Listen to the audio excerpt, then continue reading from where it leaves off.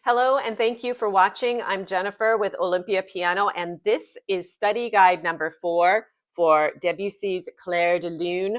So with the Clair de Lune study guide series, all I'm doing is taking 1 to 2 aspects of the piece in each video and kind of going over them. So it's my hope that this can be a resource for you if you have questions about certain aspects like rhythm or notes, or this video, which is going to be voices and voicing. The first half of the video is going to talk about voices. Debussy was very clear about how many voices he wrote in the various sections on this piece. So I just want to make sure that that's clear to you. And then part 2 will be on physical voicing. What can we do at the piano physically to make the correct voices come out as much as possible? The video will be organized with timestamps, so feel free to skip around and work on what you would like to work on. So we're going to start with the first section, which is measures 1 through 14 with the voices. Okay, when I'm talking about voices, what I mean are there are groups of notes that are grouped together by the direction of the stem. At the beginning, we have 2 voices. We have this lower voice here, which consists of 2 notes, and we have this upper voice here. And actually, he does this a lot too. This F and A flat actually belong to both voices, both this and just the held.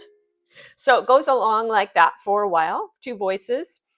Before going on, I like to just say, I like to think of the voices kind of like instruments.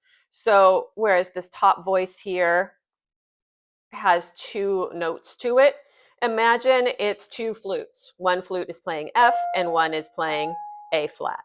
And maybe down here, this is the clarinets or something like that. So one is playing the bottom note and one is playing the top note. Over here in measure 3, we see that this top voice splits into 2. So the bottom flute, if you will, holds for the rest of the measure, where the top flute plays some different notes, and then the clarinets, if I'm using that analogy, just stay there. I'm not going to go over every single voice in the whole piece, but I want you to understand why this is important. And it has to do with the pedaling and the harmonies. So when we play something like measure 3, we're going to want to make sure to hold that B flat with the right hand. It would probably be the right hand thumb, and not lift it up.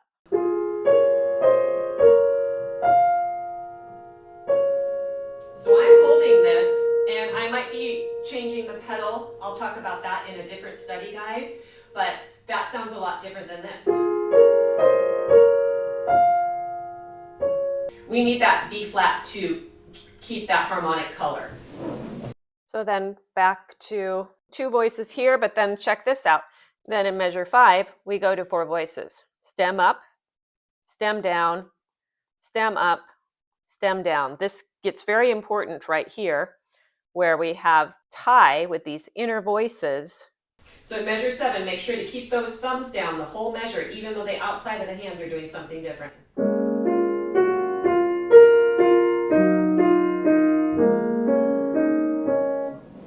Okay, so just looking quickly, we keep with the 4 voices, 1, 2, 3, 4, still 4 voices. Then back to 2 here. We've got this one, which kind of belongs to both. Then back up here. Then we've got 4 again, and keeping with the 4 for a while. Still 4. Here, I'm just going to play this for you to just, again, show why this paying attention to these voices are so important.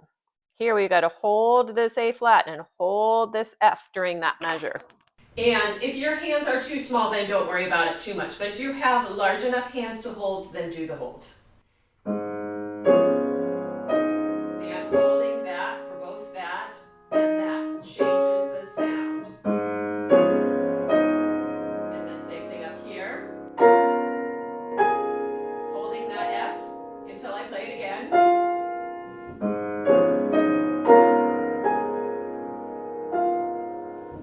Then here on measure 15, and for much of this page, we've got 3 voices. 1, low voice, stems down. 2, right hand. And 3, this kind of middle voice. These are doing the same thing, basically. Then here, there's another voice put in there, so it goes to 4. 1, 2, 3, 4.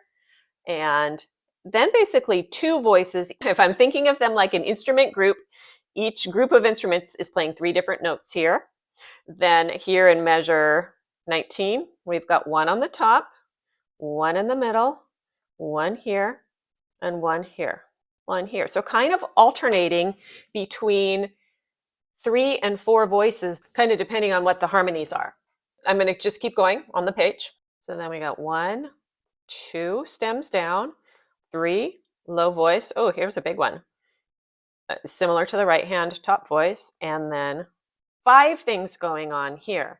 I'm going to play that one, and then we're back to 3, and then 1, 2, another group of 5, 4, 5. So these groups of 5s, you want to make sure that you hold the chords in between when you're switching. If you can, only if your hands are large enough. My hands are pretty large, so I can do it for the most part. So if your hands are not this large, then don't worry about it, do your best. But be mindful that these inner voices here, maybe you're going to play them a little louder then so they can last a little bit longer. Here's measure 21. So I want you to watch me as I hold as long as I can these middle voices. And if you're looking carefully, obviously I can't really hold them that long because there's going to be some repeated notes on these D flats specifically. So if I have, I'm holding this inner voice as I switch to the next octave, and then we actually play that D flat again. So technically you're still holding the B flat, and then we're going to hold, left hand will hold both the D flat and the G, and the right hand's just going to play the G flat again. Actually, the left hand won't hold that G flat because the right hand has to play it.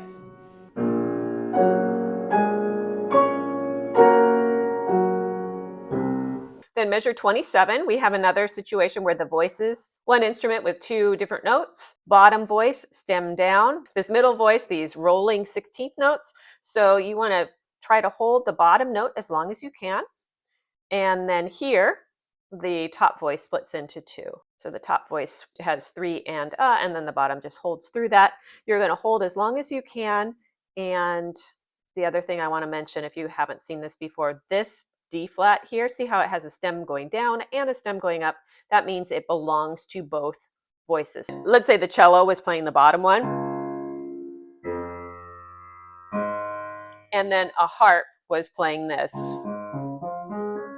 Both of them have that D flat, and that's why it's notated like that. And then similar for measure 28. Things to think about for this one. I can't really hold that D flat for very long for the first one, but the rest I can hold the low note for the whole entire pattern. Okay, so I'm holding this. Then I have to get rid of the F that I was holding.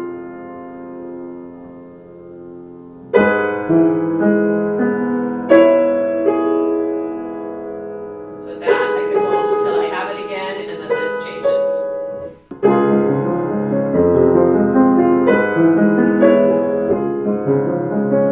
Here on the next section, 2 voices, 1, 2, this is a 2-instrument voice, continues on. Any of you viewers who have a lot of familiarity with this piece, notice that there's another voice that comes in here on Big Beat 2. I'm wondering why there's no dotted quarter rest there. It doesn't even occur in the Urtext Henley edition that I have.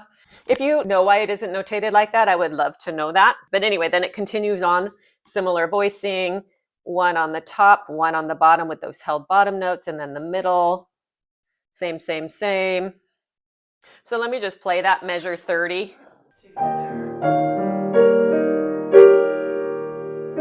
Hold that during that, and then play the F while you're still holding that top voice. And then you can't really hold it any longer, just hold that with the pedal.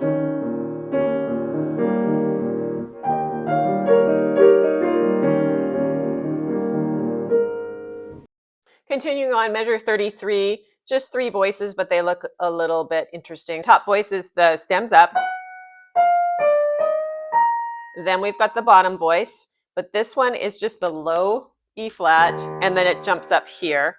Notice those stems are going down. So this one and this are the same. And then we have the 16th note voice, and that's why there is no rest here. So we start with the arpeggio, and then those 16ths continue with these double stems through this area. 3 voices here, Continuing on, 1, 2, and then middle voice. This is similar to the beginning of this section. One voice here, and then it splits here. Same thing here. I want to just draw your attention to this measure here, however, measure 34, because I'm making a big deal about holding the notes, but if you notice right here, we've got to play these again, the same notes. So what you're going to do is you're going to play the ones with the stems up a little bit more loudly, and then you're just going to barely play these. Use them just to keep the rhythm going in a group of 6. So this is going to get a lot. And then barely play. See how I'm coming up kind of on the tips?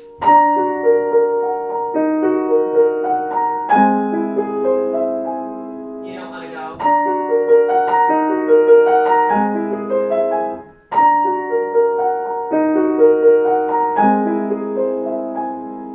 Okay, moving forward. 1, 2, 3, double stem, and 4. So this is another 4 voice section. You really want to pay attention to how long you're holding, especially in this first measure here, which I'll play for you. And then it goes to 3 voices here. 1, 16th notes, 2, 3. So I'm going to just play measure 37 here. We're going to hold the beat. And then keep holding the C sharp because it's part of that top voice. And then the top voice goes down to the G sharp. So that's what we're going to end up with. Lift. Same thing here. Release the pinky on the top. I realize many of you can't reach that interval. Don't worry about it if you can't. Just play it and get off that bottom.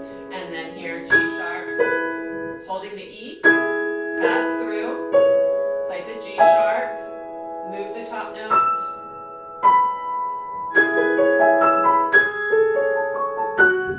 Okay, continuing on with 3 voices, 1, 2, and then those 16th notes. That continues on all the way through here. 1, bottom, 16th notes, and then that top voice, which happens to have 2 notes to it.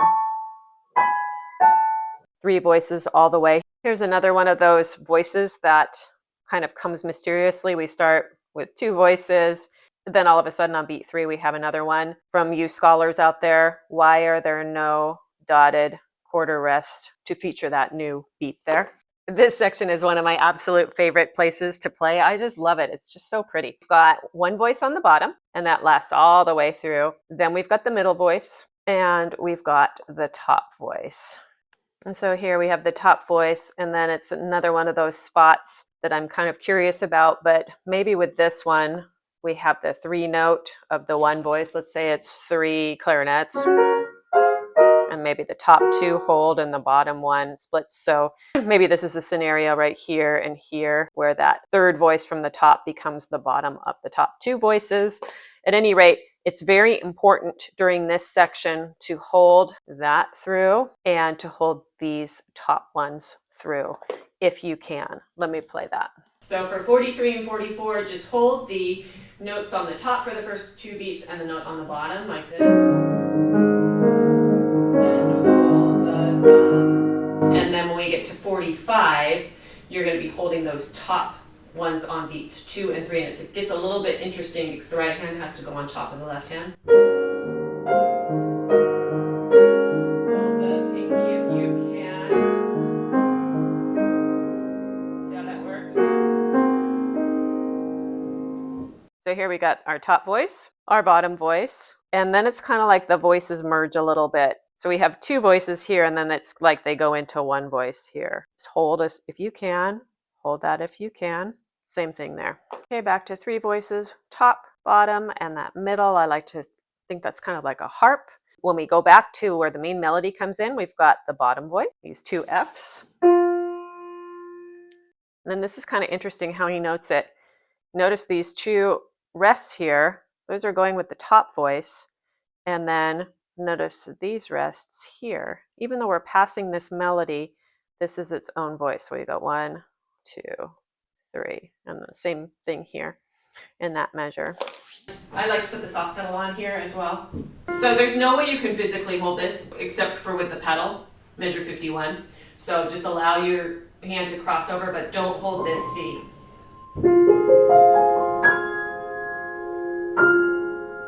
Okay, show us the bottom voice.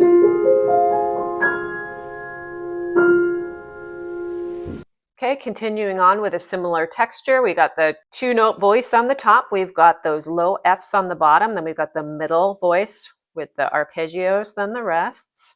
Here in measure 55, we've got the bottom, and then we've got the middle. Middle's interesting here, we've got the 16ths, then we've got the rest, because bottom note goes through 2, and then part of this roll is the bottom, see the C, and then part is the top. So that's kind of interesting. And then here we have this top voice splitting into 2 with those holds, as we've seen before. Similar texture here, one voice, top voice has 2 notes to it, bottom, same arpeggio with the rests.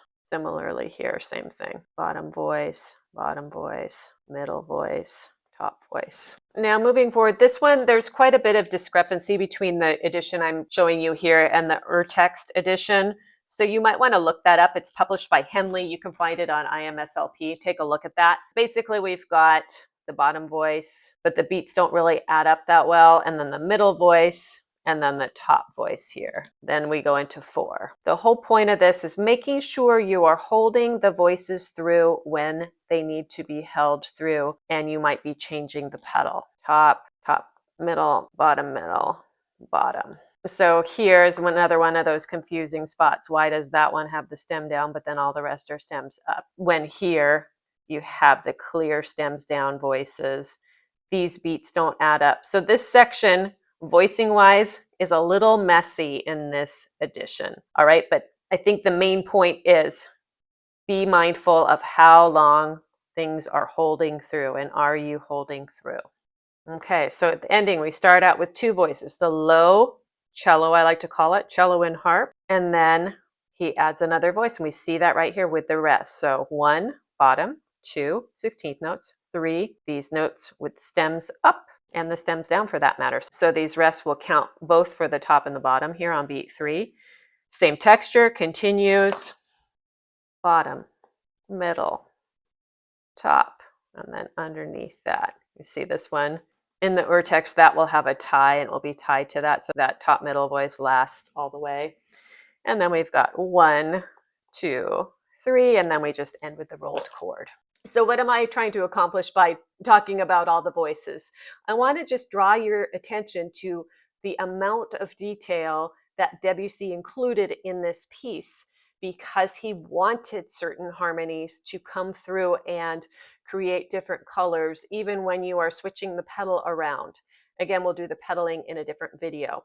So hopefully if you have any questions, you will leave those in the comments. And some of you, please answer my questions if you know the answers to them about a couple of those places that I mentioned with regards to the notation. So now we're just going to spend just a couple minutes on physical voicing. What do I mean by that? And I'll give you a couple examples, okay? Physical voicing are ways that we can place our hands on the piano to make certain parts of the notes the hand is playing come out more loudly or more softly. And so we see this in a few places. I'll give a few examples. For example, at the beginning, I'm going to do a side view here. You can look at the beginning for your music, all right? But I want you to see the side view. So take a look at my hands down here on the piano, and then side view will be more important for another section, but I'll just do it this way anyway. So at the beginning, if my hands are straight on, as you can see in the bottom of the keyboard, the interpretation I'm going to get is going to be very evenly balanced, because all my arm weight is going in the same fashion. So that will sound like this.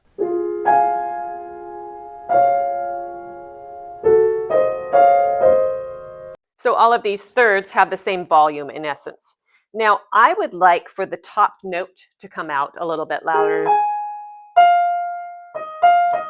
So what I've got to do is I've got to shift my hand position just slightly to the right. So I'm going to curve a little bit to the right, no more than 20%, by the way. So more of my arm weight is going into the top note than the bottom note. When they're straight, it's evenly balanced. Arm weight is going in evenly. When it's turned slightly to the right, then it's going to sound a little bit louder on the top note. Exactly.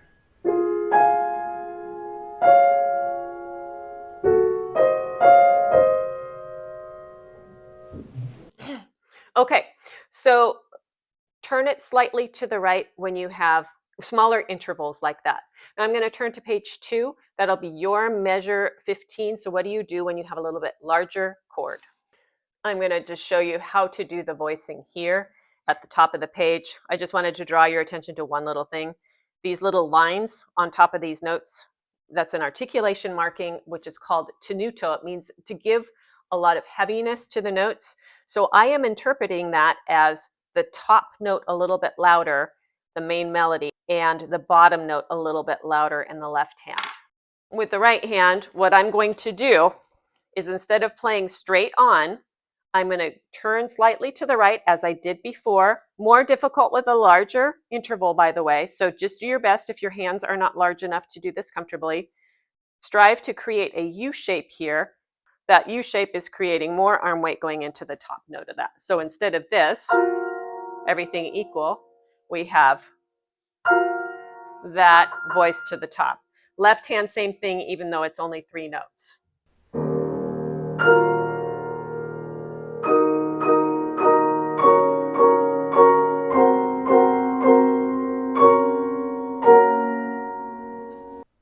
Okay, and then just one final thing. This is if you are playing faster notes that you want to be lighter. You do the voicing a little bit more with your wrist. So I'm talking about this next part where we have all the 16th notes, that whole next section starting on measure 27. Instead of having your wrist even, like you might for the part that we just played, you're just going to lift it slightly and play a little more on the tips. That will eliminate some of the arm weight and let you just pass through the notes on your fingertips, making for a softer sound. So I'll just play at measure 27. Right hand's going to be a little lower because it's playing more melody chords. Shift it slightly to the right to bring out the top note. So left hand, wrist is going to come up, and then right hand wrist will come up for these two. Scoop at the bottom, coming up, versus everything down, equal arm weight.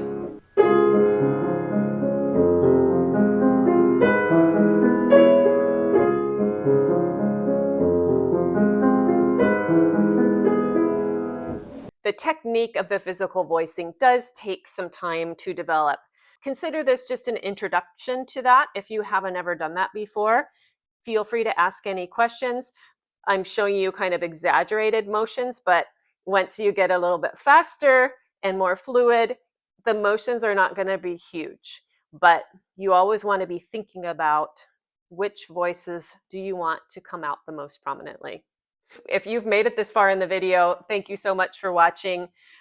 It's a lot of information to get through, but I just want it to be accessible to you. So please make sure to subscribe so you don't miss the rest of the study guide series.